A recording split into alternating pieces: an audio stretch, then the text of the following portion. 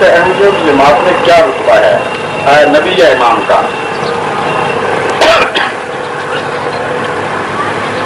یہ سوال تو مجھے لگتا ہے کہ احمدی نے کیا ہے، بشیر احمد میمن نے کیا ہے. وہ کون ہے؟ یہاں موجود ہیں؟ آپ تو احمدی نہیں ہیں؟ اچھا پھر ٹھیک ہے.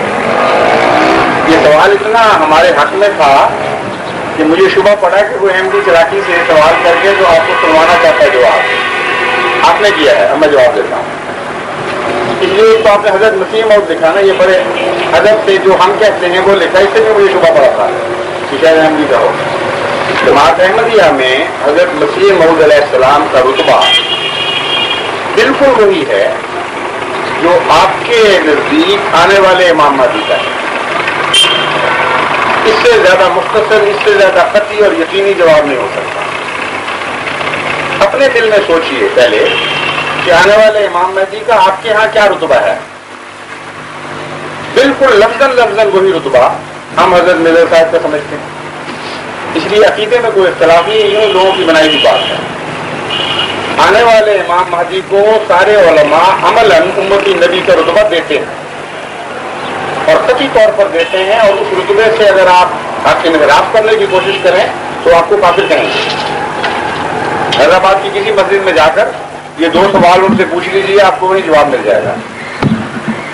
پوچھیے کہ مرزا صاحب تو چلے آپ کے نزدیک جھوٹے ہو گئے، امام مہدی آئے گا نا؟ جب آئے گا تو کس طرح بنے گا؟ الیکشن ہوگا یا اللہ بنائے گا؟ سارے علماء کہیں گے اللہ بنائے گا، خود مقرر فرمائے گا الہامن، اس کے بغیر امام نہیں بن سکتا. ایک بات طے ہو گئی. اور پوچھیں پھر ہم انکار کر سکتے ہیں اس کا؟ ہمیں اجازت ہے نا؟ وہ کہیں لاہور والا قوت ہے، تم انکار کر کے پکے کافر ہو جاؤ. یہ 2 باتیں ہیں نا. یہ 2 باتیں کسی غیر نبی نے کبھی دیکھی ہیں آپ نے؟ اب غور کیجیے تسلی سے. پہلے دوائی اس وقت توقع انسانی تاریخ پر جہاں جہاں مذہب رونما ہوا ہے اس پر غور فرما لیجیے، اور قرآن کریم کی تاریخ پر یہ دوبارہ وہ وجود جس کا ماننا ضروری ہو، جس پر ایمان لانا ضروری ہو ورنہ کافر ہو جائے، اور وہ وجود جس کو خدا نے خود کھڑا کیا ہو، یہ 2 باتیں کبھی کسی غیر نبی میں کرتی. اس لیے منہ سے چپ ہو جانا اور عملاً وہ عقیدہ رکھ لینا یہ تو انصاف نہیں ہے. تقویٰ چاہیے اور جرأت چاہیے.